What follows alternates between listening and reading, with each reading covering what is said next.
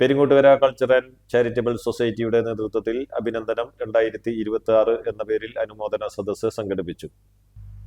Peringottukara cultural and charitable സൊസൈറ്റിയുടെ നേതൃത്വത്തിൽ ഈ വർഷം SSLC +2 പരീക്ഷയിൽ എല്ലാ വിഷയങ്ങളിലും full A+ കരസ്ഥമാക്കിയവരെയും MBBS, CA, PhD +2 പരീക്ഷയിൽ 1200 മാർക്ക് നേടിയ വിദ്യാർത്ഥിനെയും താനും പഞ്ചായത്തിൽ SSLC പരീക്ഷയിൽ 100% വിജയം നേടിയ സ്കൂളുകളെയും LSS, USS, NMS സ്കോളർഷിപ്പ് നേടിയ വിദ്യാർത്ഥികളെയുമാണ് പെരിങ്ങോട്ടുകര എക്സ് സർവീസ്മെൻ ഹാളിൽ നടന്ന അഭിനന്ദനം 2026 ചടങ്ങിൽ അനുമോദിച്ചത്.